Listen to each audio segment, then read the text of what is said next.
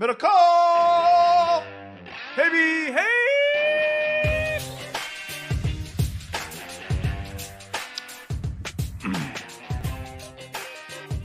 What's up, everybody? Welcome to another edition of Haberman and MIDDLEKAUFF. I'm Guy. With me is John. We're going to start today with a YouTube comment that John just put up on the screen. Because the answer to this question is a hard no. What's the question? Canceled, fired, and for the podcasters, dropped. can you, for the OG, the originals, the people who paid the this first is bills? from Tazio Basegia. I got bad eyes. Is that an R? It's an R. May the ham like plus. I don't even know what that means. May they have like Ham Plus. Oh, like Ham Plus, like NFL Plus or ESPN Plus, where you can see all the behind-the-scenes footage of them prepping for the show, like a high school finishing their homework right before class. Well, is there a chance that, I mean, again, we're on the internet, this service we use and the Skypes and the Zooms, is everything recorded somewhere in a cloud? I believe so, yes. Do you believe so? I haven't really thought that long. I wouldn't put it past them. I don't know if there's an unlimited amount of data. I would say I'm very aware of the real possibility. I would go so far, maybe even the likelihood, that the things that companies tell us they don't record and keep, that they record and keep. Yes. That when we are not recording, that it's possible that somewhere it's being recorded. Not necessarily watched. But same with Skype and Zooms and and text messages and phone calls. The only thing I would wonder about that is once these companies get so big, pretty big liability if there's a hack. I mean, they'd be done. And two, from a cloud situation, there's probably a lot of time spent when a meeting goes live on Zoom or something like, or a podcast on and off, that would be a lot of information they would be paying for that they're actually not using. That's like once it's very live. True. Would be my only pushback, because I'm with you. I would kind of expect that something shady is going on, but just when you hear these stories about the power of like Oracle or whoever storing your data, like that is very, very expensive. It's why Oracle and some of these Salesforce, these companies are fucking massive, because it's really expensive to store. So why would you want to store stuff that you're actually not using? What about the possibility that not everything is stored always, but that an employee at one of the companies, could access specific stuff that I wanted to access? Do a little spy work, Yeah, I mean, I would definitely. I mean, I'm sure we've said things that would take us down, but if I was, let's just pick a random Leonardo DiCaprio, and I'm getting on Zooms over the last 3 or 4 years for just part of my business now, right? Like instead of a pitch meeting, I can just do it on Zoom. I would be very careful about what was said and what was not said, right? Where it's different, obviously, if you're just sitting there with your feet up in a room once everyone leaves, BSing with 2 other random people, just stays there between the 2 of you. That's going to be interesting how this plays out the next decade or 2, right? Unless it's a Mark Jackson team meeting. Well, yeah, true. Because recently, I guess not recently, but wasn't there a huge breach? Was it Microsoft or something? All their emails. But that makes more sense. Like emails are stored, right? When you send an email, it's kind of like that's a documented thing. It's a little bit different like this when you're not pressing record or not record. You think it's just, not there. Right. Yep. I know. A lot of trust put in a lot of people, Yeah. Like, how about the guy who apparently has so little trust in everybody around him that he plays baseball with his phone in his pocket? What's that story? I saw one of the replies was like, do they text him when it's a curveball coming? He can feel the phone vibrate in it, against his butt, and he knows curveball. How are you? Is that crazy? No, I think it's the most likely. Why would you have your cell phone in your back pocket? You're playing baseball. Is it maybe not even his cell phone? Like you just said, it's a live phone that buzzes when it tells the pitch. Well, I don't. Yeah, why would you have a cell phone in your back pocket? Pablo, Instagram while he was taking a poop on the Red Sox. Which the Instagram, in our generation, the Instagram is the newspaper. We're not. But you got to walk up. It was during a game though. but you got to walk into the clubhouse. Swings by his locker, right? Why do you need it in your pocket? Yeah, I mean, of course. I think one of the great punishments you could probably give people of a certain age is like, can't take your phone to the bathroom, right? Like that would be that people don't understand. Like if you lived in a certain age, used just to read whatever you could was in arm's reach. Well, I had a buddy. Like, I remember one time the shampoo bottle. I had a college roommate that would easily resort to shampoo bottle and face wash when he would like realize he didn't bring a magazine and he was already down. You know, those days are long gone. Long gone. I made the mistake the other day of grabbing my iPad, phone on my desk, got there, iPad dead. Oh, brutal. What do you do? You're in and out. I mean, efficiency through the roof. Yeah, I was there about a minute.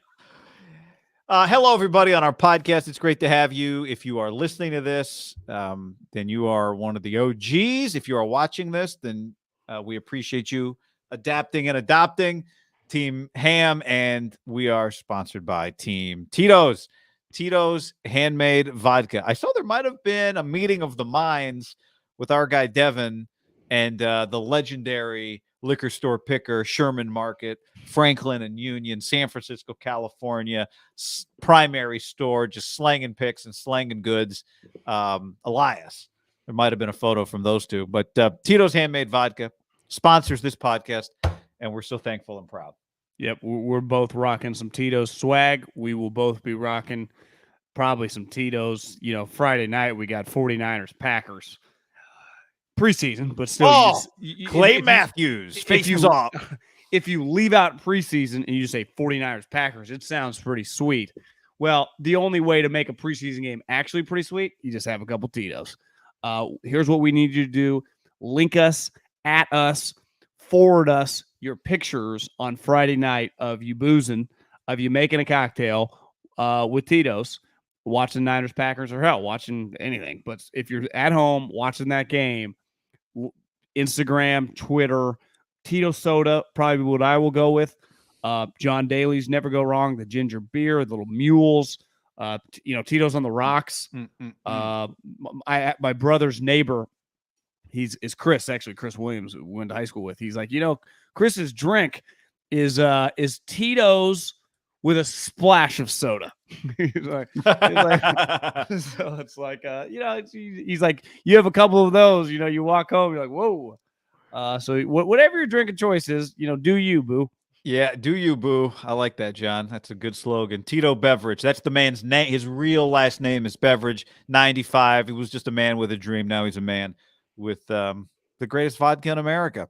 Bottled, distilled, bottled in Austin, Texas. 40% alcohol by volume, namely 80 proof, crafted to be savored responsibly. We tip our hat to you, and we appreciate everybody that supports Tito's handmade. Well, guy, I'd put 50-50 while the Niners Packers is going on. Rodgers is having a Tito's and something at his house in Green Bay. Ayahuasca, Tito's and ayahuasca with a little ayahuasca. Yeah. I'm still not sure. Is ayahuasca? Is it liquid? Is it mushrooms? I don't know what it is. Is it? Do you eat it? Do you sniff it? Do you swallow it? Like how do you intake ayahuasca? Great question. I did see that Jake Plummer, who probably would be the best match for like an Aaron Rodgers backup quarterback at this point in time. Have you ever done a football game with Jake Plummer? I've not. Didn't he work for Pac-12 for a split second? He did some studio. He did like some pregame stuff. I don't know if he did a game. You know who drafted him? Mike? I'm pretty wasn't Shanahan? Yeah, I think he replaced Greasy. He said he plans on living till he's 100. Same. That's what he told the PFT guys. Plans on it. So, but you drink it. It's a tea. Oh, it's a tea. Oh, that's easy.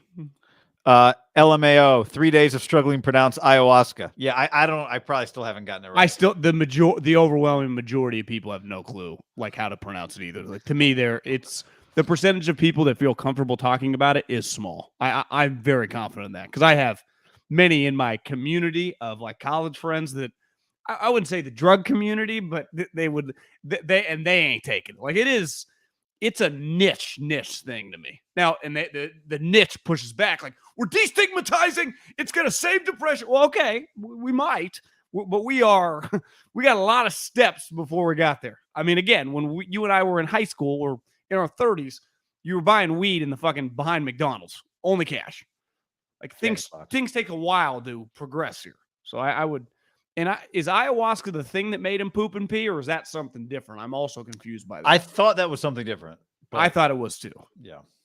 Ayahuasca just makes you kind of high and clear and think, right? Billy on the stream says, and makes you extremely sick. I think they might be intertwined, the poop pee thing, but I don't think I think the poop pee thing might have been like a specific, like, again, I'm not quite comfortable. Yeah. John, by the way, as we are live on YouTube, subscribe and like, as we are live on YouTube on Wednesday, we have 2 Thursday night preseason games coming up tomorrow. Huh. Yeah. So I just thought I could, I got the promos for the games. I want to get you fired up for these games, John. I already have an idea once the regular season hits that we like pick 3 games or whatever. Because I think there's this is kind of funny, but just when we pretend to even care about the shitty games, because no one cares. Now, granted, if it's good, Sunday like 12 o'clock and it's tie game, like Scott Hansen's all over it, then it's cool. But we can't pretend because I think authenticity. It really hit me the other day. Authenticity is the big movement. Like part of the reason old school media kind of dies, like people make fun of Skip, it feels like they fake a lot of things. It's like, no one at their house is thinking about. Now, granted, like I think Skip believes a lot of the stuff he says, by the way. Yeah, but you know what I mean. I do. Most people think that he's faking. Absolutely. It, Yeah. Not pretending like you're not promoting everything. Well, you don't need to. Who cares? Like, just talk about what you're excited to talk about, or coming up this Thursday, Brian Daboll debuts as the Giants' bald head honcho, and Kayvon Thibodeau tries to prove the Giants right. It's Thursday Night Football. I will say this. The Patriot-Giants game is semi-interesting just because it's Matt Patricia calling their plays. Yeah. But there's nothing interesting about the Giants. Coming up on you're correct. Coming up on Thursday, Roto World says Treylon Burks is running with the 2s and 3s, but Titans Twitter says, fuck you. You don't know. That shit was wrong. Plus, third-rounder Malik Willis tries to play a sweet Nashville tune in his Titans debut against Ravens rookie safety Kyle Hamilton, who's still pissed to be here. It's Ravens-Titans. That's a pretty good promo. Yeah.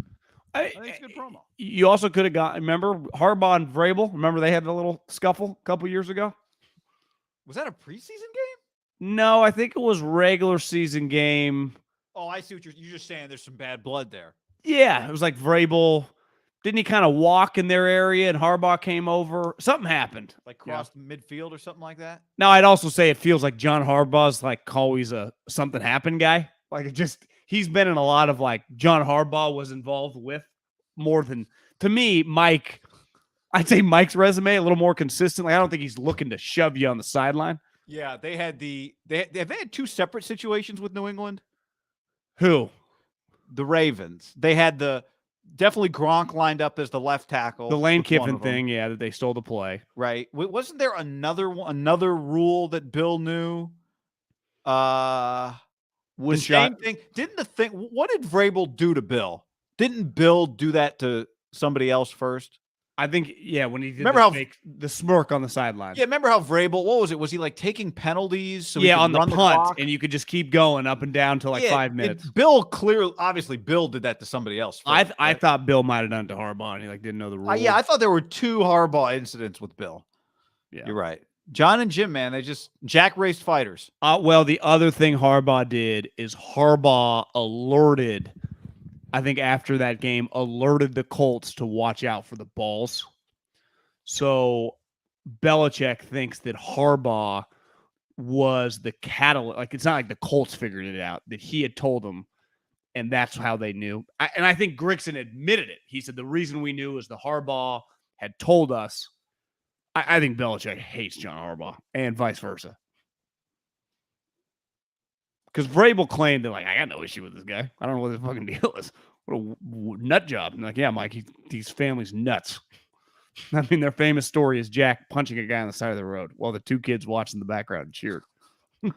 I love the idea of Bill not being the crazy person in a dispute.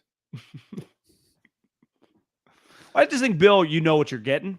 Like Bill ain't calling to the league guy, right? Bill's not like turn you in guy. Like if he was a college coach, he No. wouldn't turn you into the NCAA. Where it feels like John Harbaugh would, but John's also like, John, you're also cheating. You know, John's always getting in trouble. What So was it's just- remember the end of game situation with Harbaugh the year? Didn't the Ravens miss the playoffs like week 17? They had some weird end of game situation. I don't know. Maybe it wasn't. Maybe, yeah. What was that? Might have been even. Was that Flacco once? Anyway, somebody said the mic is quiet now. Is that true? Can you hear me? Okay. Sounds good. All right. You always sound normal to me. Well, I mean, somebody just said something happened, but no one else saying it. So I'd be we'll move on. careful with the group. You know, The chat they've been known to lie. The chat. Somebody in the chat told somebody else in the chat earlier that I'm now the voice of the Raiders. So Sometimes I look and I can get distracted on multiple elements. I can think something's funny and kind of lose. Someone can say something mean and piss me off. I've noticed when I just don't even look, we just rock and roll. yeah. We got to, interact with them as time goes, but Mike is fine. All right, we watched Trey Lance today, John. We were at Wednesday's practice just outside Levi Stadium on the shores of Tasman Drive. And Home that Steve Jobs and Bill Gates built. And Gideon Yu. I got good news for you. Nothing crazy to report. Second day, I said to you when we got onto the field, when our heels touched down on an inch of ayahuasca grass or whatever kind of grass it is. Bermuda, the short Bermuda, that all I wanted to see today was a good day yesterday from Trey and not take a step back today, just consistency. And I think as you said afterwards, you know what? That was another pro practice. That's what it was. Another pro practice from Trey Lance on Wednesday. Feels like you got to be very excited if you're Kyle Shanahan, Brian Greasy, John Lynch, Adam Peters. The guys had, as the longer we go into training camp, it feels like he's improving. And I thought to bounce back after his best day as a 49er, let's be real. Yesterday was his best day as a 49er. To have a real practice again, I wouldn't say it's quite as good as yesterday. Now, granted, is part of it. He just hit a couple bigger plays yesterday. It was a big positive. And to me, if he can just be consistent, like if I know what I'm getting 13 out of the 17 games, I'll even allow him 4 stinkers. And hopefully in one of those stinkers, the defense is good enough. You win that game, maybe even 2. You split 2 of his, 4 of his, 4 bad games. If he can just be a consistent player, they would be very, very happy. I think that I would say my concern was early in camp, which would be with any young quarterback, Trevor Lawrence to, Justin Herbert. It's like, are we going to get a lot of ups and downs? And that still might be the case, but I would rather just know like kind of what I'm getting the majority of the time. You got to allow I don't know I just picked 4 out of 17, but you're going to have some bad games, right? You're just going to have a game plan that kicks your ass. You're going to have one of those games where you're just off. We see that a lot in the NFL, right? And some of those are going to be maybe a terrible half, and hopefully he bounces back in the second half. Like Peyton Manning has those, right? Tom Brady has those. Aaron Rodgers has those. Now, the better you get, the smaller that number of games is, but, they're going to be bad plays, but overall, you're going to have consistent games. And if the Trey that we saw the last couple days, if they can just figure out what type plays he's just going to be consistent with, which I think they're getting a better idea with, and I think he's going to run a little bit more than we probably thought early in camp because they never asked him to do it, which kind of makes sense looking back, right? They were really, really working on the intermediate to deep passing game. They were forcing those. Forcing's the wrong word. They were just consistently calling those plays, I think, to rep them out, right? Yeah. Especially once Debo showed up with the pads, right? And they took another, early team drill, and somebody in the Sway in the chat said no Charvarius Ward or Emmanuel Mosley again in practice on Wednesday, which is correct. Their starting corners didn't practice. But early, it might have been the first. It wasn't the first play of team drills. Kyle always runs the ball in the first play.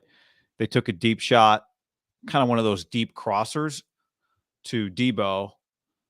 I saw the end of his route, so I don't know if he came from the other side of the field or if he just bent his, started up at the hash and bent out to the sideline. But it was basically Debo, 3 guys on him. Debo had the step, extend. We can talk about, I want your assessment on the throw in a second. Hit Debo off the tips of the fingers, and he did not catch it. It was he kind of went all out for it. But I was thinking about it. First Debo dive of the camp. Yeah, I think it was. Kittle made a nice diving catch over middle on an extended play. I was thinking about it like 2 different powers of a flashlight, Garoppolo to Lance, right? Like imagine you're in a cave and you have a flashlight that can only go 50 feet. Well, you don't know really what's beyond 50 feet. And that was kind of Garoppolo with the offense. And Lance, even though he's not always going to be able to hit some of those deep throws, he's a flashlight that shows you much more of the cave. There's just access. You can see parts of the field that you didn't see before, that you didn't bother. The Niners offense did not look at things in certain places on the field because it wasn't going to be a part of their offense with any consistency. And I did think about that a little bit today. Just even though they haven't hit a bunch of deep balls to Debo, the fact that just exists for them where it didn't exist before is one more kind of element of stress that they can put on a defense. He made a really nice throw to Ayuk, a really good catch by Ayuk today. Now it's tough. I mean, there was one ball a couple times actually. Bosa had multiple sacks in practice. Bosa was in team drills today and had multiple sacks, I thought. But what did you think of the deep ball to Debo? It was the only deep ball really, I think, that he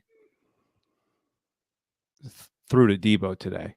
To me, there's a lot of his misses early in camp when I would say, again, critical. It sounds so negative. It's just people just reporting what was happening. Balls way overthrown, balls where guys had no chance. That, when we talk about inaccuracy, is ultimately a problem. I think you will take that pass in the vicinity where only your guy has a chance every day of the week. Absolutely. Right? To me, if he's throwing that ball all the time, they're going to hit a large percentage of them just because their guys are so skilled. So to me, there is a major difference on the ones that he's just overthrown, or where the guy like, Shaquille O'Neal in his prime might not have put a finger on it, and the ball that like ultimately hit the ground, but your $60 million player is laying out. Because to me, their ball skills, Debo and definitely Ayuk, but even I know Jennings has dropped balls, and obviously Kittle, like with time goes on, if he puts it in their vicinity, they're going to have a lot of opportunities to make plays, right? Because he has incredible, his top 3 playmakers, Debo, Kittle, and Ayuk. I think we go around the league. It's fair to say that's fucking up there, right? Like Kyle, the entire league, would you trade your trio of 3 playmakers for? Let's just go around the league. Like I haven't looked, but there wouldn't be many, if any. There'd be you would say Mostert, Waddle, and Tyreek Hill. No, because you wouldn't want the side. But I know what you're saying, but you could argue there might not be. Yeah, honestly, the Raiders would have one of the better packages in the league. I didn't think he had Josh Jacobs, Devontae Adams, or you'd go the 3 receivers. Well, I'd go Waller, Devontae, little white guy, Devontae. Renfro. Yeah. Kyle's like, I'd like a little Renfro. I don't think he had one of those bad throws today. Like one of those misses that just turns out to be a wasted play. He did throw a ball away, threw it out of bounds. It hit a cooler, bounced, and hit a little kid in the face. So I think he was okay. So, but that was an intentional throwaway, which with fans around is actually kind of dangerous because it turns out even those balls that look like they're just little floaters are moving pretty quickly. It hit a cooler. It hit something. I heard a bang. I looked. No one was holding their head. What I think happened is it perfectly skipped off. You think it hit the ground? Like a PJ golf tournament where everyone's been walking. It's so compact, and that ball was moving so fast that everyone split.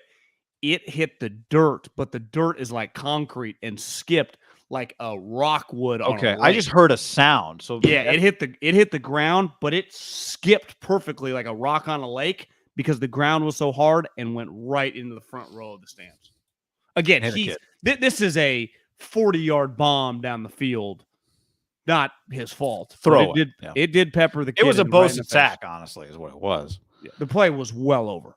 Trey would have been on the ground, right? Into a game. One thing that occurred to me watching him today is he hopefully get some chances. You'd go into a preseason game, and we'll talk more about this, not wanting to run him, but he doesn't slide in practice, John, when he runs. So his first, But you don't need to slide when you're not going to get tackled, right? understood, but you do need to have a plan for how to end your runs. So he's not going to really. You think Kyler's sliding in practice? No, I don't think. I don't think I've really seen quarterbacks at all slide in practice. But I wonder if you should slide a little bit in practice because you may not run them that much in the preseason. And once a game starts, you do want to be able to, know how to end the run play when he's running the football. Just a thought that crossed my mind today is like when the season starts is the first time he'll be doing that stuff. I'll be honest. Based on last year, he doesn't strike me as a slider. He strikes I know, me as a which is front head first diver. Yeah. You don't slide when you don't know how to slide. You get hurt. I don't think he's going to be a slider. just got to. He doesn't have to slide. He just got to end these runs somehow. Is my point. Whatever that means. To me, there are two guys. He does a lot of this, like yeah, man. kind of. What do you call that? I don't know. Turtling his body up in these practice runs, which makes me think his move in games is take guys on or dive forward. To me, or dive forward. Yeah, Kyler and Russell are the two sliders, and they are baseball guys. I feel most other guys are pretty clunky. You watch Lamar; he's kind of a diver. He is. I mean, Trey does not strike me as you're getting slide in a second base ever. And I don't even mean even when he's not like trying to take on contact. Like, doesn't it feel like he's just kind of going to hit the ground? I don't know. I mean, last year he didn't know how to land the plane. I'm fascinated to watch him run in real games, including, the preseason. He might take off too. You're right. What's it look like? One, just his confidence in the open field, and then two, honestly, it hadn't crossed my mind. I would always try to get toward out of the white lines. But he runs up the middle a lot. I know. So, Kid Tricks on the YouTube stream says, sad that Lamar has no weapons outside of Mark Andrews. Get Rashad Bateman.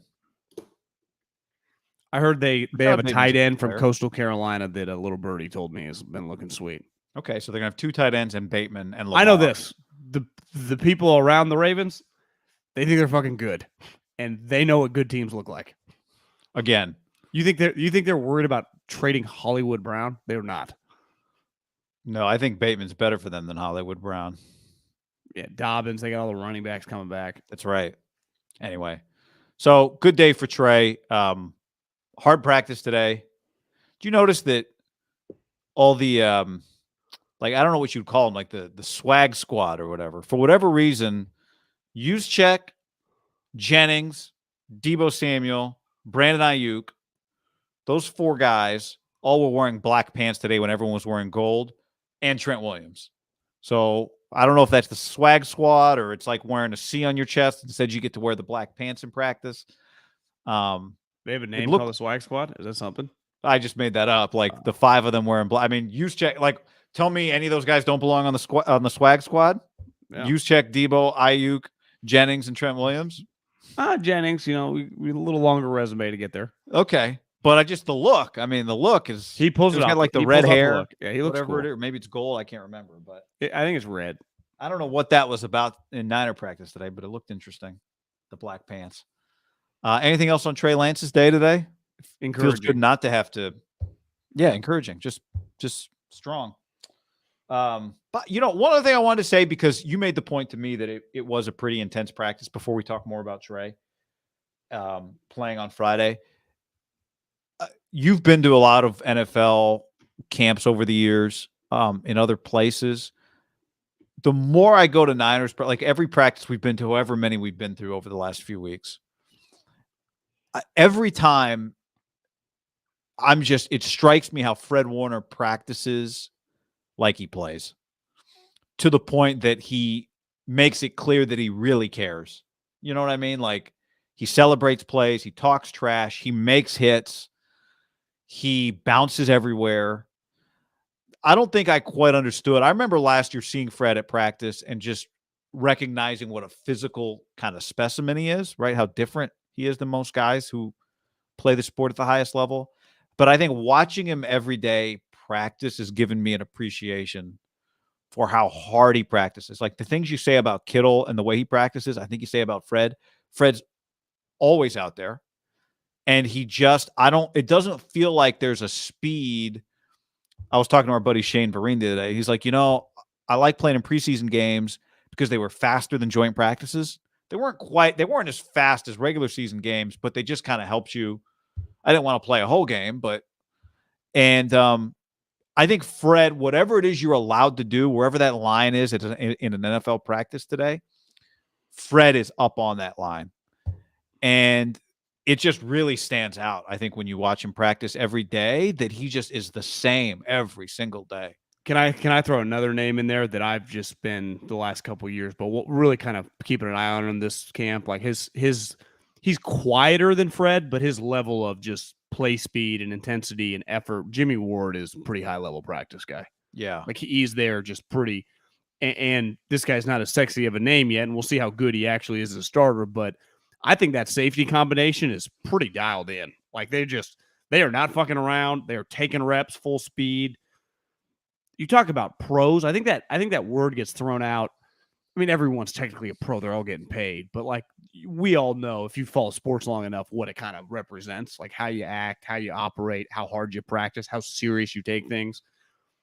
They really, like part of Hard Knocks, the whole thing Dan Campbell's selling, and I think so many teams that start from scratch are like grit and toughness. And you just realize the 49ers have it in spades. Like they're all their core guys. Like all their good players are just dogs.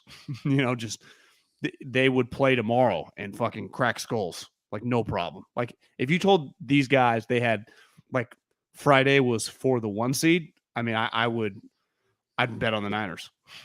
Now, I don't know. I mean, Packers might be better than I thought. I think the Packers can be good, but even playing Rodgers full go, I'd be like, I think this team, I think they'd be ready to fly around and crush people.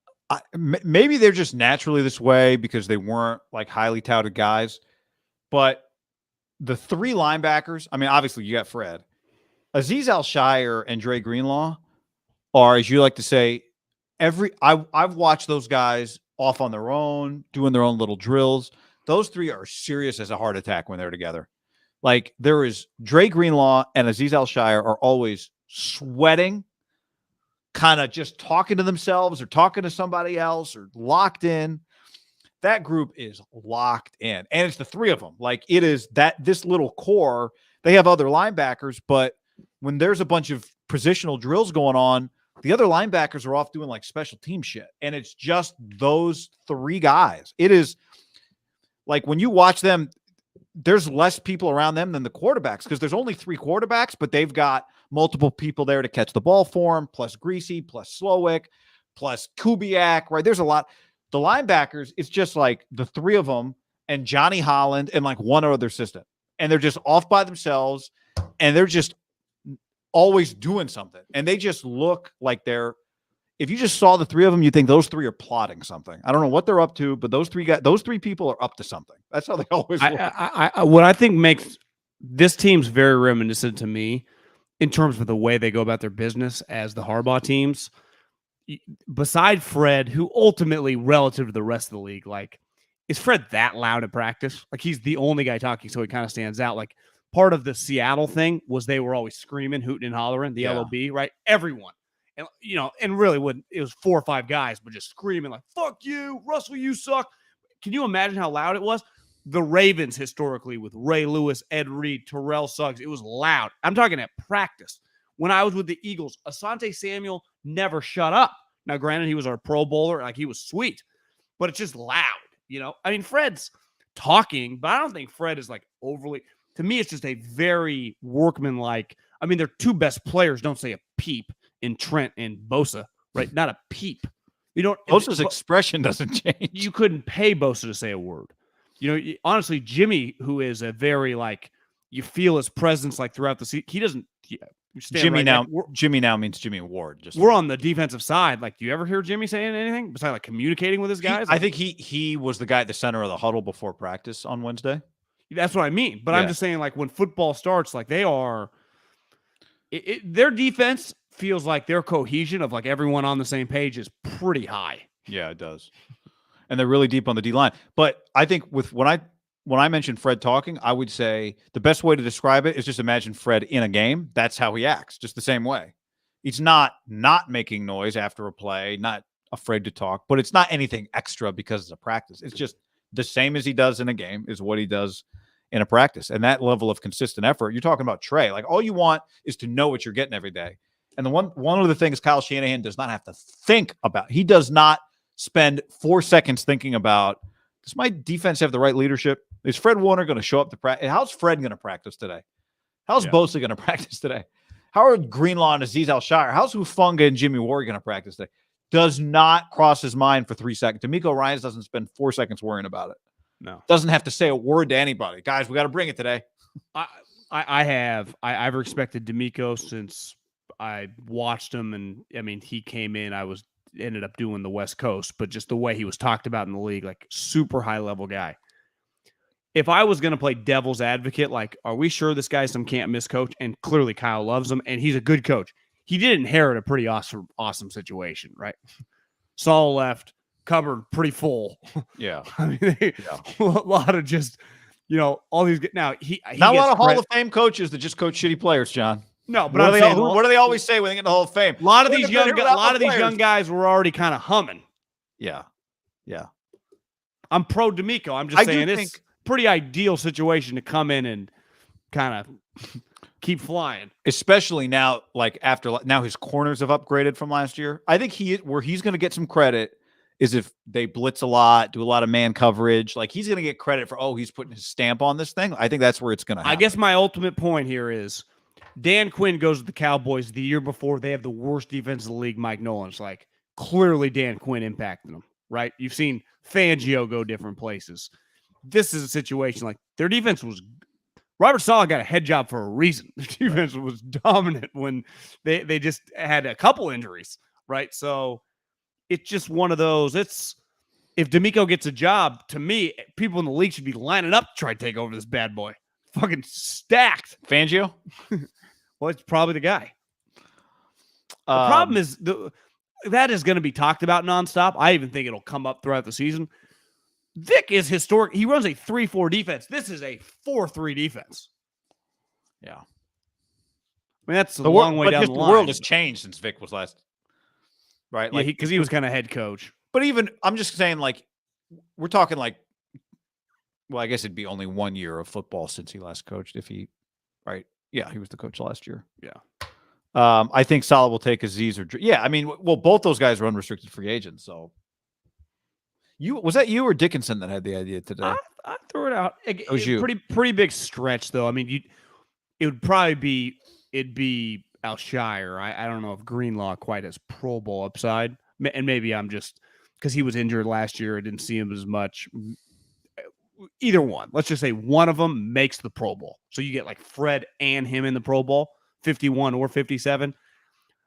You're not just letting them both walk for nothing for comp picks. We're not Ozzie Newsome out here.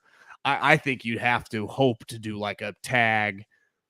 Now, you're not getting a first-round pick for line, but could you get like a, late second or something? I don't know.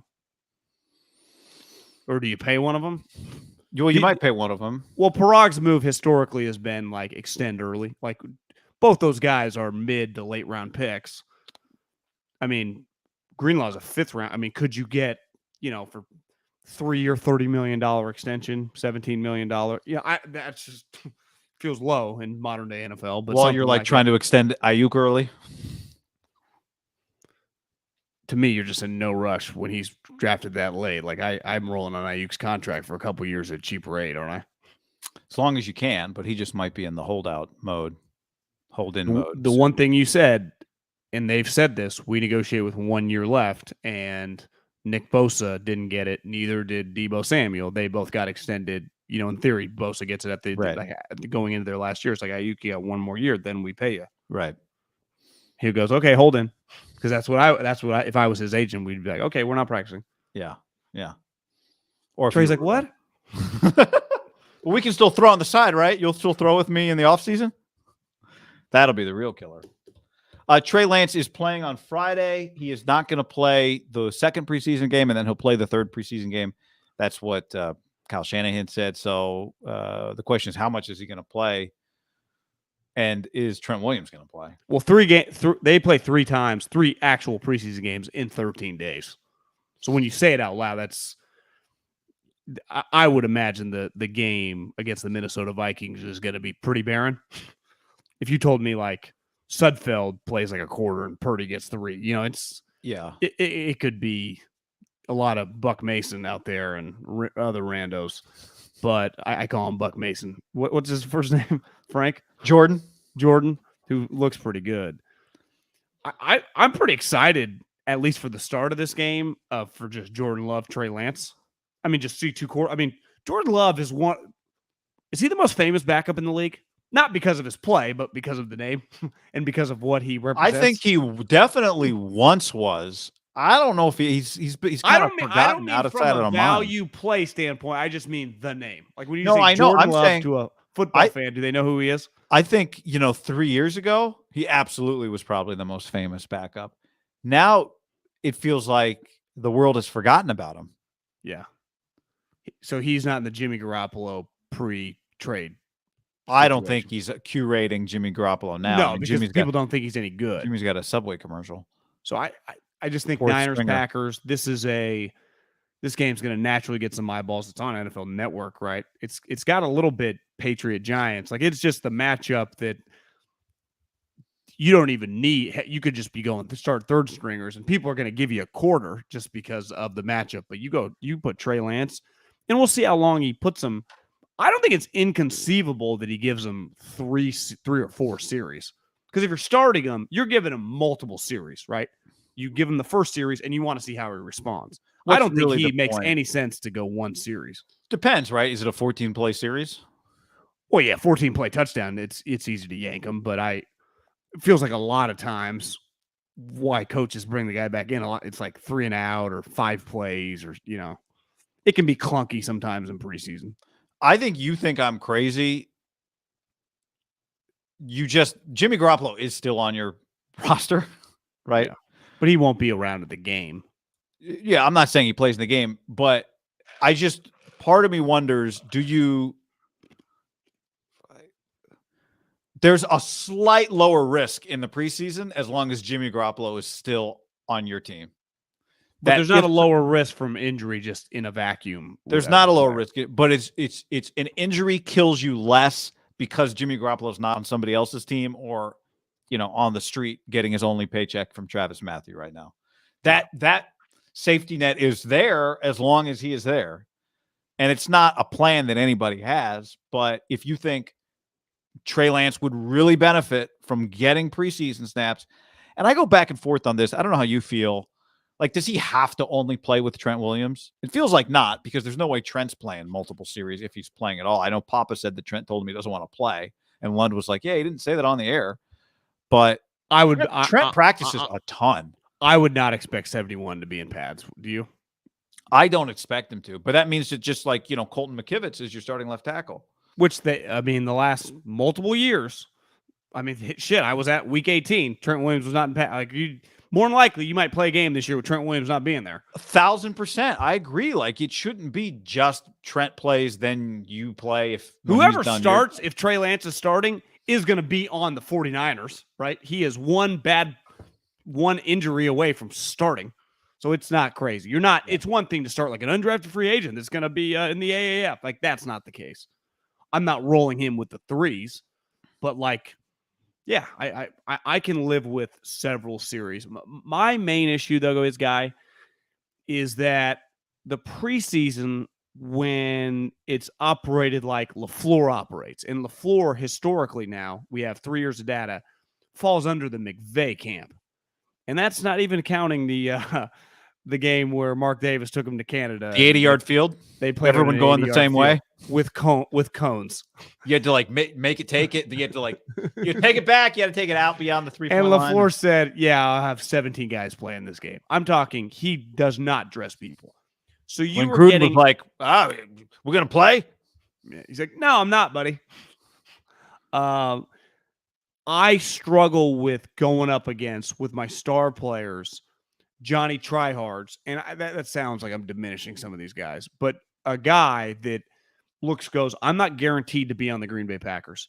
This is my fucking moment to prove to LaFleur, prove to my position coach, prove to the GM, I'm a 5th-round pick. I'm going to make this team. And do you know what they tell you nonstop in preseason? The coaches, the position coaches, every time you step on that field, there's no guarantee you're going to make the team. But every team in the league is watching you. Like it's for, and a lot of these guys, especially if you've done this a couple years, like if you're a returning guy for the Packers and you were just on their practice squad all last year and you were like their 6th-round defensive tackle or defensive end, you go, I don't want that. I want to make the team this year. So I'm going to approach this preseason game. I mean, it's your Super Bowl. Every snap you get in the preseason game, when you view yourself as, I bet half the guys that they roll out might have been on the practice squad last year or practice squad somewhere else. And they're thinking, I want the 850. I want to be a 53-man NFL player.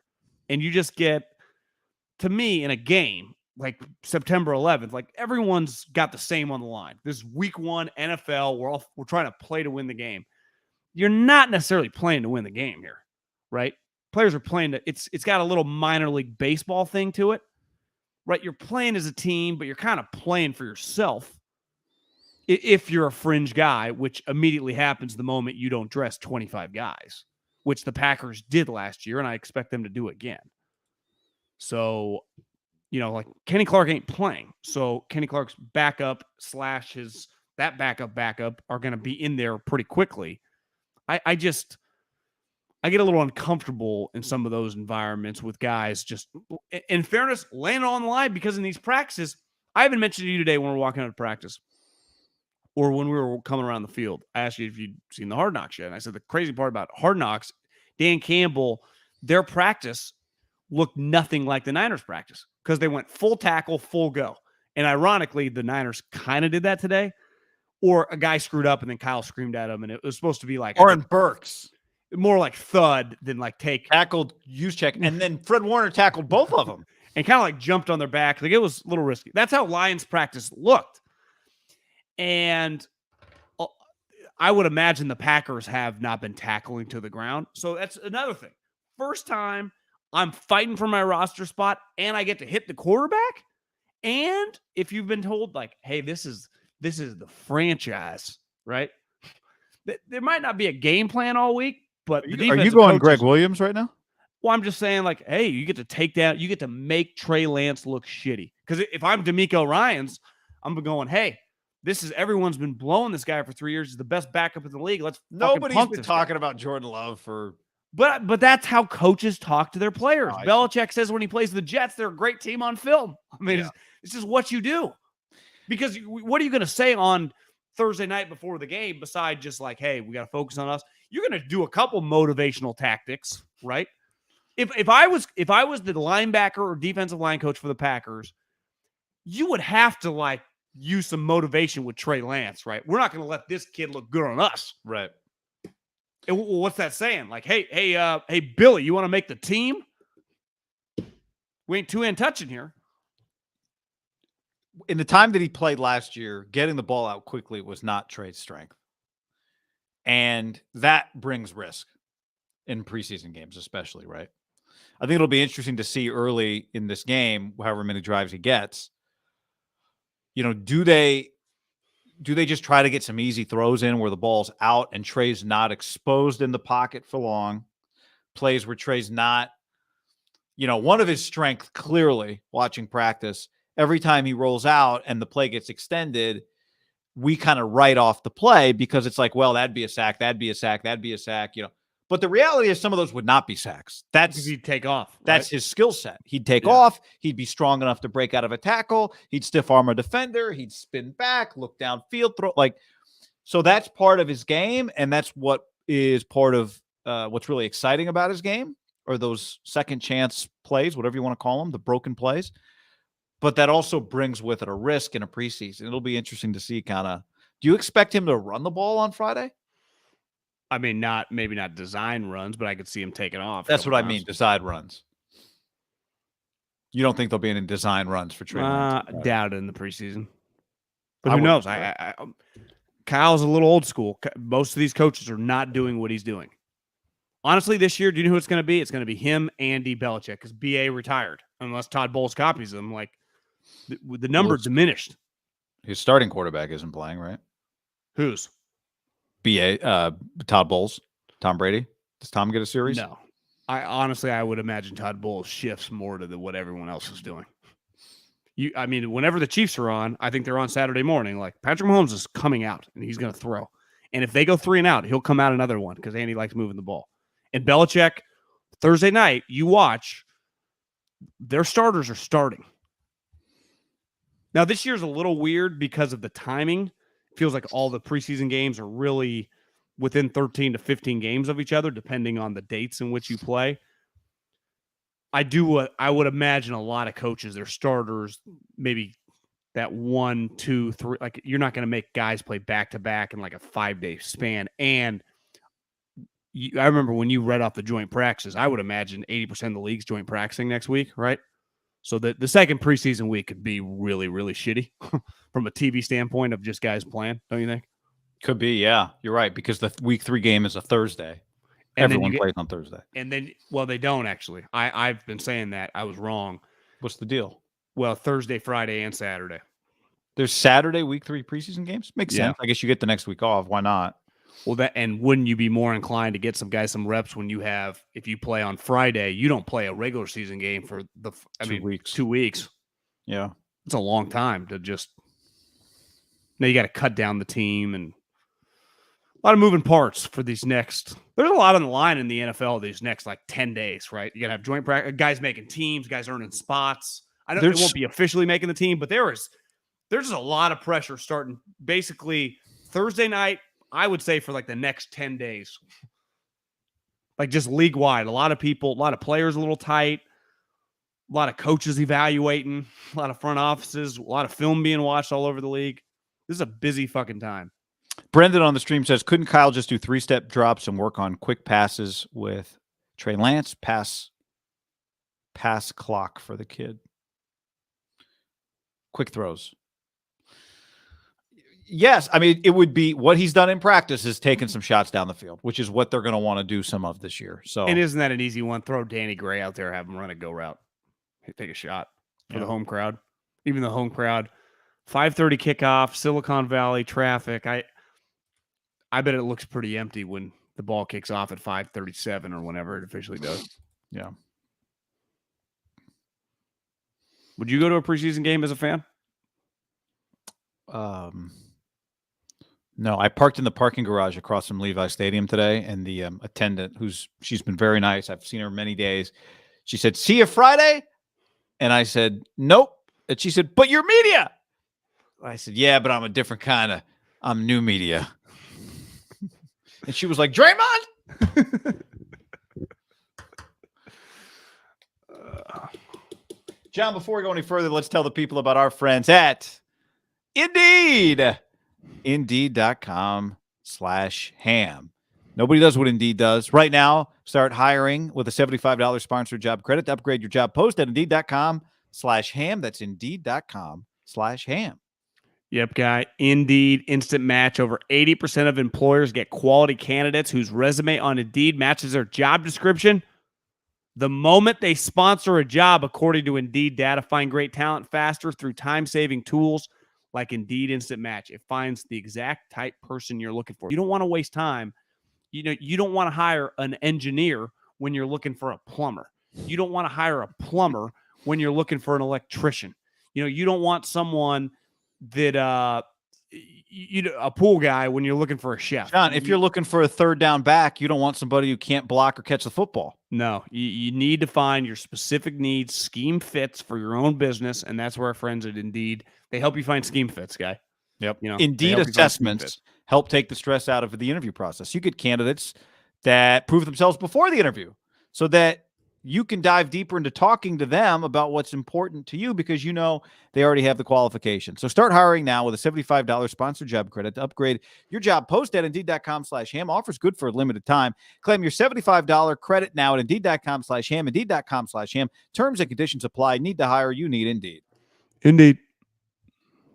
So Jordan Love, have we checked the numbers on Jordan Love's career yet? Is this a big moment? This a big preseason for him? I mean, at some point, somebody else will play quarterback for the Packers, and it feels like the Packers are at this moment in time content to just wait it out. Why wouldn't they be? The guys won back-to-back MVPs. And at some point in time, 3 years from now, Jordan Love will be 26 years old, 27 years old, and taking over a quarterback for the Green Bay Packers. And if that happens, we'll look back and say, nice pick.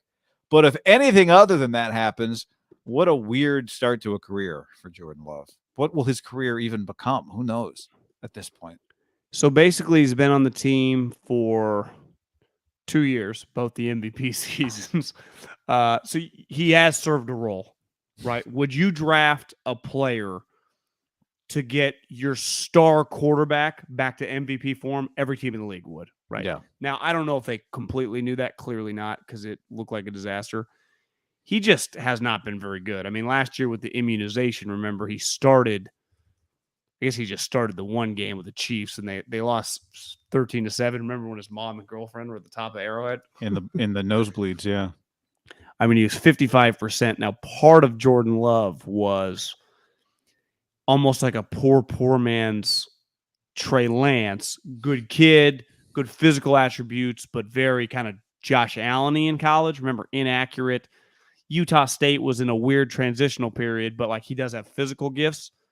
I watched a little bit. His did he play 4 years? Yeah, his second to last year in college was good, and then his last year was bad. And then he came back with a bunch of hype, and it wasn't as good. But he does have physical attributes. I will say this. Ayahuasca, whenever he brings him up, does speak highly of him. And I've even heard Devontae talk about him and spoke I think he's well liked in the building, which is always a positive as a quarterback. Mm-hmm. But I would say by about your third year, one thing Jimmy did, I remember working out at the Bay Club probably in like 2000, might have been 17, could have been 2016, 2017, when he was still on the Patriots and being on the treadmill and watching a preseason game, Patriots versus whoever, and thinking like, fuck, Jimmy looks pretty good. And the build-up by then, right, he had been the backup for several years, and there was hype. Like, people have been trying to trade for him. Bill kept saying no. But I think he was widely considered like, this guy's going to be a starting quarterback. And I remember hearing Tom Curran say one time, like, people forget Jimmy's first year was like, they're like, is this guy any good? Like, it doesn't happen overnight. Everyone goes a little slower. Jimmy, small school. And I'm not saying this guy's going to turn into Jimmy Garoppolo, but big transition, Utah State. Also, a lot of weird stuff going on in the organization, like the star player. Kind of be a little weird spot. I think we should leave this game if the guy's going to be a starting quarterback one day, obviously for a different team. God, that guy's pretty talented, right? And the defense we've seen, you and I have been to all these padded practices, it's not going to be easy. So to me, if he does it against a defense that's going to be flying around, I'll be impressed. I think it's a pretty big moment. I told you this morning, looking at my phone, and the Packers Twitter account is just like the first thing when I opened up on my browser, and it's just Gutekunst. He's just giving a press conference. I was like, God, I wish Lynch or someone would just give a press conference, just there in his Packer gear like he's the coach. And he's just getting rattled with questions. And they were obviously asking him a lot about Jordan Love and asking what are you guys looking from him? And he basically just said basic things like moving the ball, having successful drives. Like, he didn't say I need 3 touchdowns, but it's basically, it's pretty clear when the quarterback the offense is moving behind him, and you'll be able to tell. I think it's this is a tough challenge, to look good against a defense that is just goes too deep at a lot of positions, and a defensive line that, they wouldn't play their starters anyway, but like, they have multiple star offensive linemen that are injured. It's not like Bakhtiari, even if he could, he's not even off PUP or whatever yet. So I think the league is keeping an eye on this game specifically for him. Like, is this guy going to become a trade candidate? Like, it kind of needs to happen because he doesn't get reps. There's the immunization thing. Like, no one gives a shit about that anymore. So Rodgers ain't missing any games. So this is his time to this is his tape. Yeah, I mean, but he is only in year 3, right? He was a first-round pick, so they have his rights for 5 years. But I'm talking about, like, right now he doesn't have any value. Right? There's no value. Like, if they couldn't flip him for a second-round pick or something. No, I know, but what I mean is it's what if they believe that what if they still believe, and we have no reason to know what they believe at this point, other than he's still their backup. They haven't replaced him there. What if they still think there's a chance he replaces Aaron Rodgers one day, whenever that day is, and they're just going to hold on to him until that day comes? They might. Rodgers keeps saying he can retire at any moment. Yeah. He likes to keep them on their toes. But you're just a couple years away, though, guy, from, okay, this is where they kind of ran into with Jimmy. A little different because Tom wasn't leaving. If Rodgers plays 2 more years, so you would pick up his 5th year, like he would play as a backup on the 5th year option, like financially it would start getting a little weird fast. That's true. Now you're still 2 years away from that, right? Because he's only in his 3rd year, so he's got his 4th. They still have multiple years. But my point is to feel good about it, either internally or like, no, like we got an asset here. This is his month. Like ultimately, Jimmy kind of grew some buzz because Jimmy was making plays in the preseason. Yeah. And then got his chance and played really well. Right? And played really well. Hurt. Yeah. But even without Ward and Mosley, Charvarius Ward and Mosley, like you said, one thing we've been watching with this Niners defense, it's a really deep. Their starters are clear tier 1 everywhere except I'd say their backup corners are experienced, right, and talented. And then Thomas started in the playoffs. Right? Exactly. And then their D-line, like they got 2s running that could easily – sometimes their 2s are running with the 1s, and sometimes – I mean, right now Kerry Hyder is basically one of their 3s. Like that's a damn good player for 3rd on your depth chart. So the Niners D-line is obviously the Kaczmarek effect is legitimate, but like one guy, you and I have been watching him a lot. How laser focused was Chris Kaczmarek when he was just setting up his cones for his drill? You could just see it was like, I live for this moment.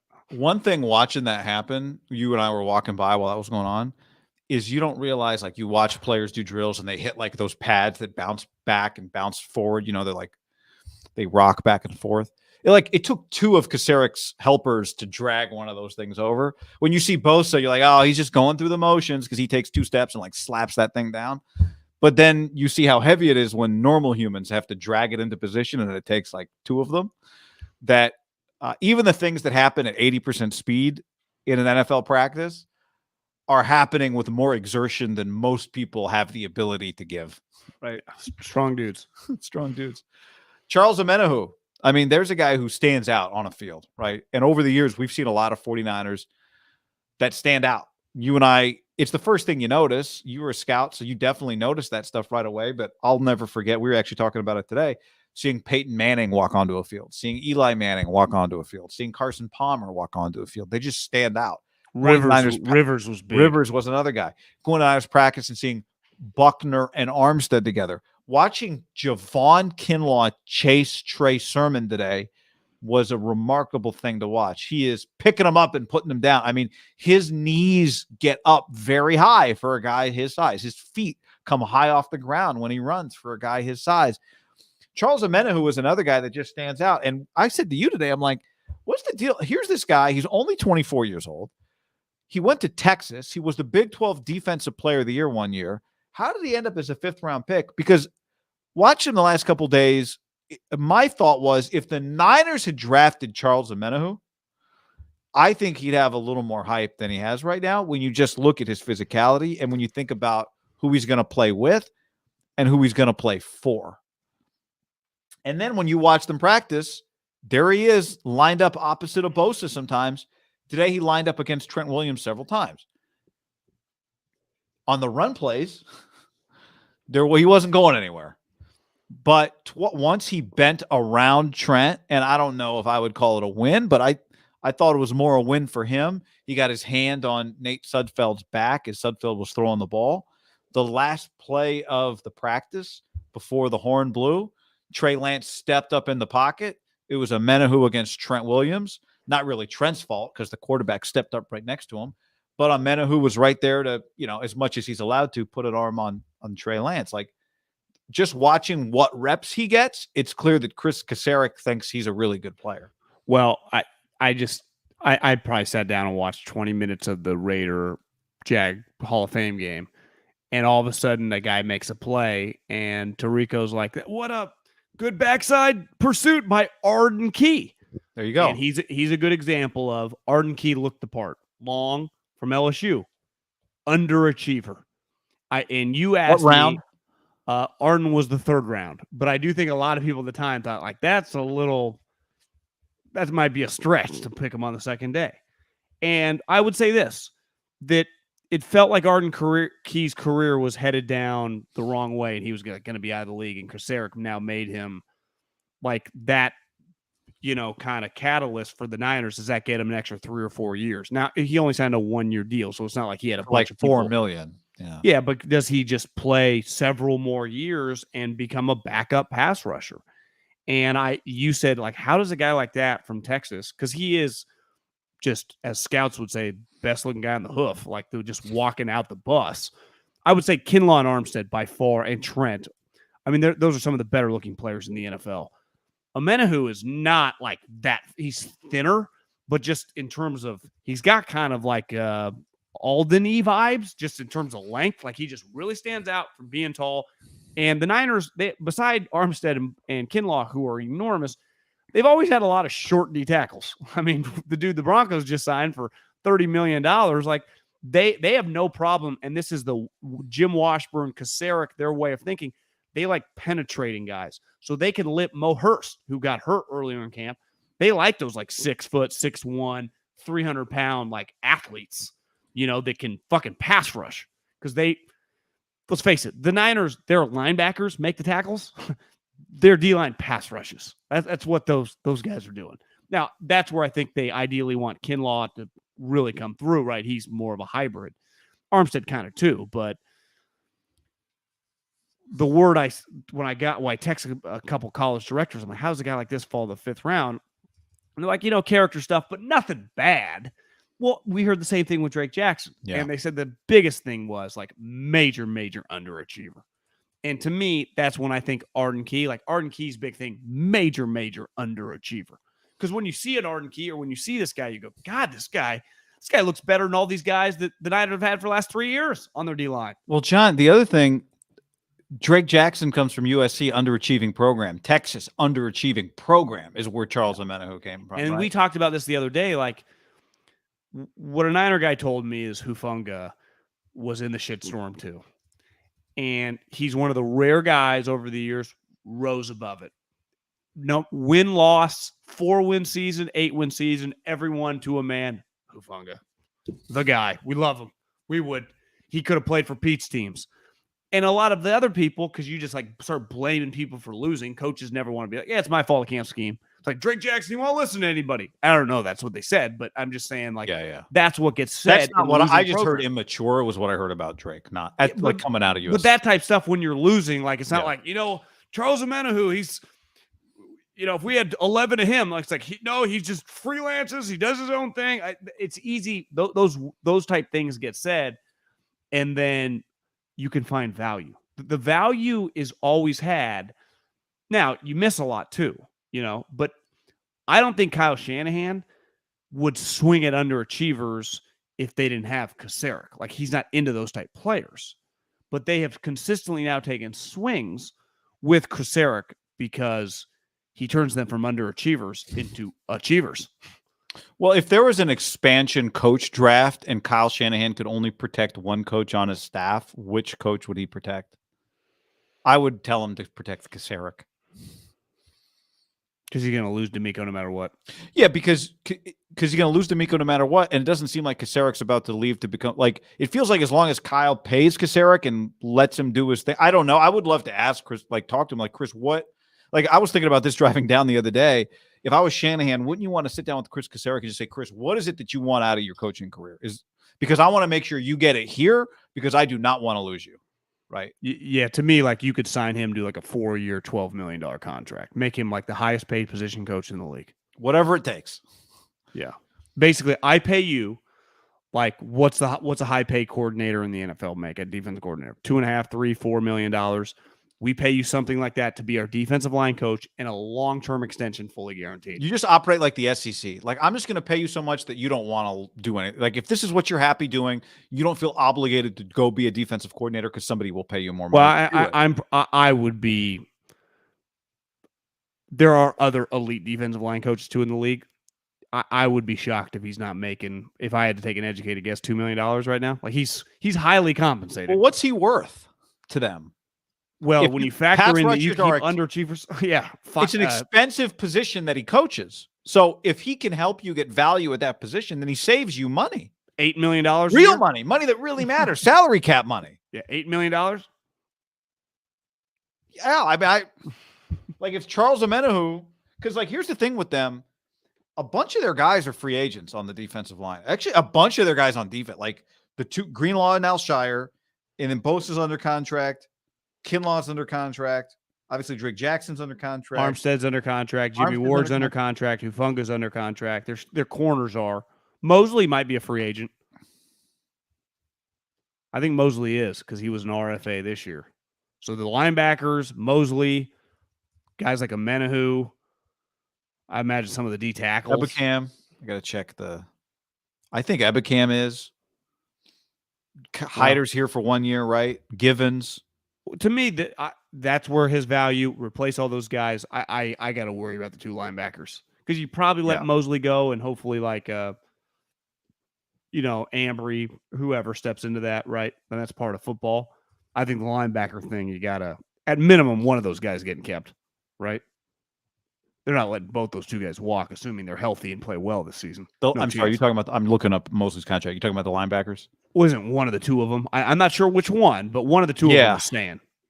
Yeah, I mean, it doesn't feel like we'll see. It doesn't feel like they have the next guy ready right now, the second. But you made the point to me, and this is something that happens. Like, who are you hiding? Who are you playing? I think it'll be interesting to see like who they give carries to at running back. If they're giving Trey Sermon a bunch of carries, it doesn't necessarily mean they like him more than Jordan Mason. It might mean they're trying to hide Jordan Mason, Yeah. But unrestricted free agent for Mosley in 23. So anyway, that's a separate conversation. But Omenihu. They just got a lot of guys that are going to be put in positions where they don't have to do too much. And I think Ameno, in that spot. Drake Jackson obviously is in that spot. What? I mean, it says Jimmy Ward. I don't know what quite. This fucking thing's weird. It says he's a free agent in 2023, but. Are you on Over the Cap or Spot Track? I'm on Spot Track. He signed a 3-year deal. I don't know. I think this is wrong because it says, but anyway. One other thing to watch for Friday, I think, kind of one of the sneaky stories in Niner camp. Not that we're going to spend a lot of time of this because I'm on this show. I'm really the one that emphasizes interior defensive, offensive line play. But if they just stumbled into a starting right guard, Spencer Burford, stumbled in is not the right word. They drafted him in the 4th round. That's a pretty big story. If he just, because it doesn't feel like he's playing right guard because they have no options. Not that they have other great options. I'm not saying they do, but it does feel like there's not been much of a battle. Clearly, he's impressed them to the point that they've just made him their starting right guard. You're gonna have to give them more credit than me. Like that's just NFL business. Like we were drafting into like you should be able to find a rookie guard. I don't know. I don't think like that highly of that move. I'm not saying it's not a. I'm just saying it's a bad thing. I'm not talking about whether we should speak highly of it. I'm just saying it hasn't happened for them in a couple of years, and it looks like it just happened for them. Now, maybe you're saying that's the way that's supposed to happen, but it hasn't been happening for them. They've drafted offensive linemen. And I mean, they had a Pro Bowl left guard who got $30 million. They had Alex Mack and what's his name before that, the guy they had signed from Colorado State who had a major injury. So they've paid historically for centers. And then their other guard was kind of a rotating thing. I would say the first guy that they really invested highly in was Banks, and he clearly wasn't ready. But like once normal football, and that's what happened post 2020, like off seasons and stuff, like you got to be able to find me a starting guard or center 4th through 7th round, which is good. Like I'm not saying that like, but that's good job. My point, this conversation to me is not a credit conversation so much as it is like, I didn't know 2 weeks ago who was going to be playing right guard for them, and it just seems like very quickly they found a right guard to the point that it makes me wonder if the guy's actually pretty good. Well, I just brought up his, like, you know how Zerline does those write-ups for the draft pick? What do you say?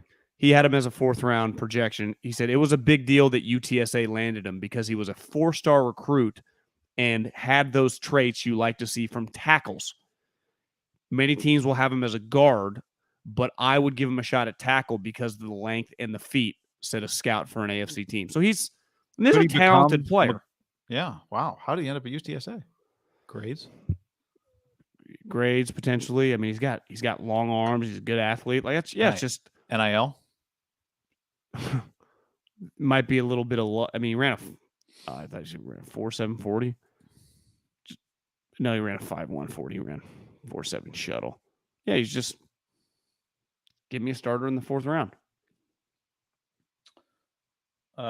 Aidan Hutchinson. You watch Hard Knocks. I didn't watch Hard Knocks yet. You recommend it. You haven't recommended Hard Knocks in 4 years. I quit it.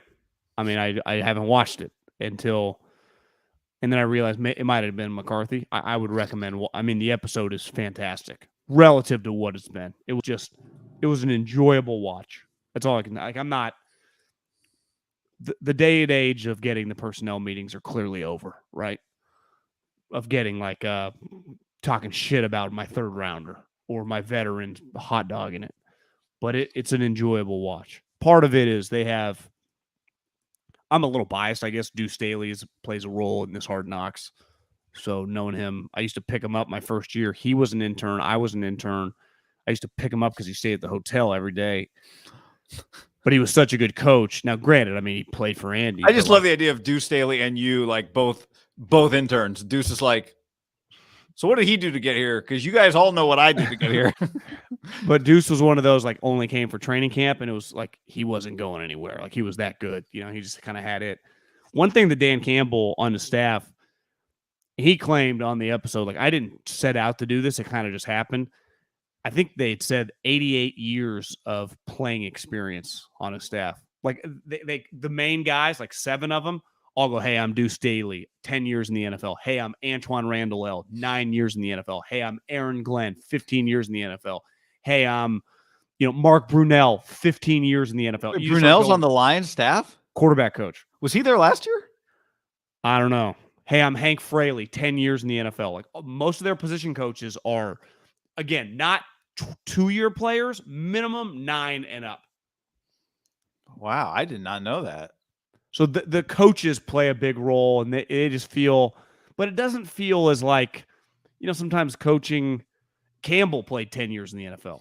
It's just got a good vibe. They're a very likable group. I'm gonna flip that on. And maybe part of it is like, you just know the Lions have always sucked. Because when I was driving down to practice, McAfee and his guys were talking about it, and everyone always roots for the Hard Knocks team. I think it's a little bit different this time because they're the Lions, they're so shitty all the time. It's like, I would love to just see these guys just be competitive. You know? Like the Cardinals are going to be Hard Knocks mid-season. I'd forgotten about that.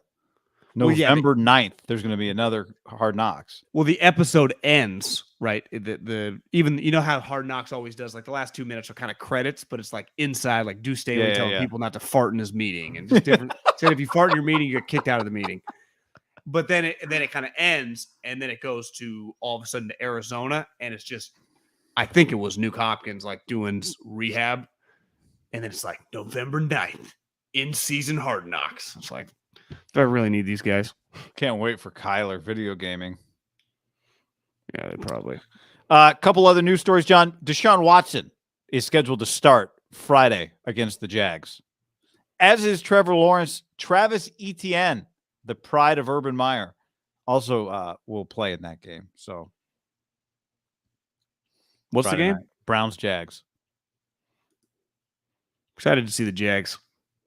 Watching Deshaun Watson play football is going to feel kind of weird on Friday night. I'll tell you that. Very weird. Training camp buzz. Mitchell Trubisky pulling ahead in Steelers quarterback competition. This could be Mike Tomlin's greatest coaching job if they win 8 games. Mitch has made the playoffs before. Somebody asked Christian Watson. No, Christian Watson, I guess, did you hear Gutekunst say apparently like he thinks he's going to be back next week? It's coming He off got like a knee got surgery. hurt. It might be a surgery he's coming back from. I didn't know that. Maybe it was a cleanup. But I saw this morning before I headed out. You know how Ryan Jensen, the Bucks center, tore his knee.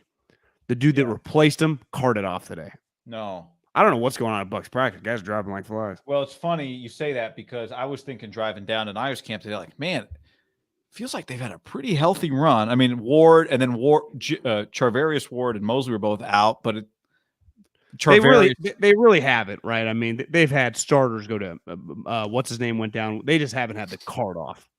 Who? I mean, Armstead hasn't practiced, but for the most part, Mosley pulled a hammy. Ward has a muscle strain. yeah. Now, but what I'm saying, like for the most part, when the Niners offense is jogged onto the field, it's like, well, there's everyone that they want on the field for their first snap of the season, right? My point is there is a difference though in a training camp when everyone witnesses a guy on the field go down, then the next day, dude's on crutches. Doesn't feel as bad. No, and it doesn't feel like the Charvarius Ward. Now, I don't know. A hammy for Mosley does.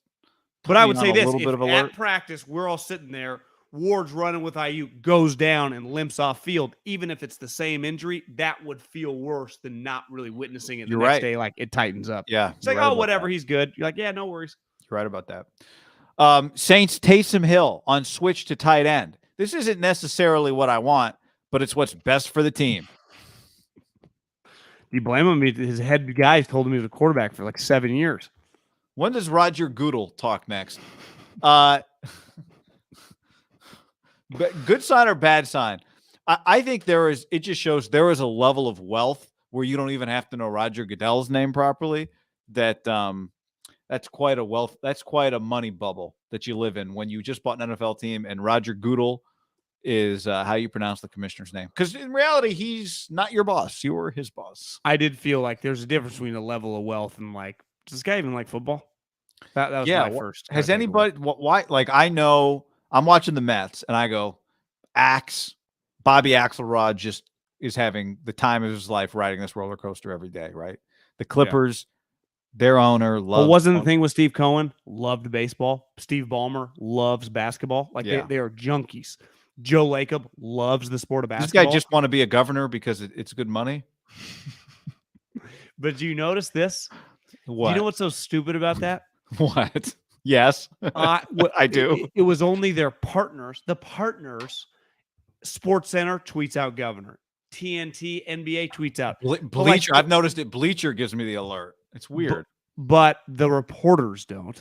Like Shams does not. The owners don't. Do the commissioners even say it?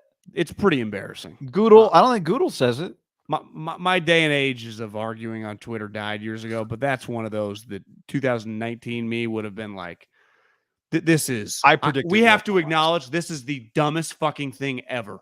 You are pretending something doesn't exist when it 100% exists. The fucking guy owns the team. The players know it. He knows it. The league knows it. Every human knows it. Stop calling him a fake name. Stop making up names that aren't real names. He's not the governor. He doesn't govern anything. He signs the checks.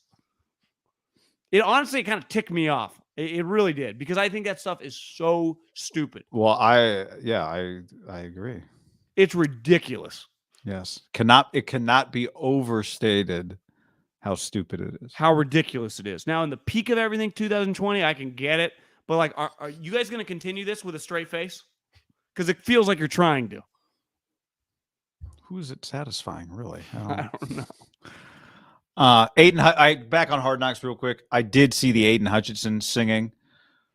I think every person wants, if you have the moment that Aidan Hutchinson had, if you didn't see it, singing Billie Jean in the rookie training camp talent show, and the whole room singing with him. To me, that is one of those moments that you tell that story. That I think that's the peak, not the peak, but it's one of the peaks of how good you can feel in a moment, is how good Aidan Hutchinson felt singing in front of all of his teammates, and his teammates singing along with him, standing on their feet like he was a real rock star. I thought that to me was, people dream of that. Aidan Hutchinson will feel Like if you had that moment on your first day of work, you would have friends at that office as long as you work there. You just instantly become very comfortable. Yeah. It was. I thought that was cool. When they do the wide shot and all of his teammates start singing with him, I watched that thing 7 times this morning. I'm telling you, I watch Hard Knocks today because they have another guy. I wasn't super locked in on the other guy. He has like a Mexican last name, so maybe he was. I don't know. And he came out like it was good too. The rookie stuff that they just sprinkled in. It wasn't like all at once. Like they do some stuff and then they'd make a rookie do it. Then they do some stuff. Then they'd make a rookie do it. It was just, they're a likable squad. I'll tell you that much. The little engine that could, they're going to have some fans, people pulling for them. First game, Eagles, them did kind of like them in an upset. Yeah. What do you go back last year, remember they got blown out sometimes, but then they played some close games. 2-point loss to the Ravens, 2-point loss to the Vikings, blown out, tie with the Steelers, 3-point loss to the Browns, 2-point loss to the Bears, 2-point win over the Vikings, blowout win over the Cardinals, 4-point loss to the Falcons, blowout loss to the Seahawks, and bullshit week 18 win. But like, remember they played in a ton of close games last year. Yeah. And won only 3 games. They went 3-13-1, but they played in a lot of close games. All right. Friday. What's the plan Friday? Tell the people. Second half, feel it out. Yeah, I think Sometime. early second half, Ham will be live on YouTube. See how Brock Purdy's looking and then fire away. Nick Mullins 2.0. Would it surprise you if Marcus Thompson, who we saw today at practice, media member, was allowed to park in the players' lot? Wouldn't surprise me if they let Marcus. He walked up like he was allowed to park in the players' lot. Well, definitely for the Warriors, he parks in the players' lot. Yeah, I the Niners. I told him like your next book, bro. Like Walsh to Shanahan. Like you've ridden Steph and KD. How about like come in swinging with Shanahan wins the Super Bowl like. Kyle's Walsh, biography. Harbaugh, I don't know, something like the origin of the kid, or from a father's son, the Shanna plan. Something like I don't know, against all odds. But Kyle Shanahan, against all odds. What would be the name of Shanahan's book? That's a great question. We could open interviews with that question. What would be the name of your book? You'd be like, get me out of here. My what? My book? All right, everybody. Thanks for hanging with us. Later.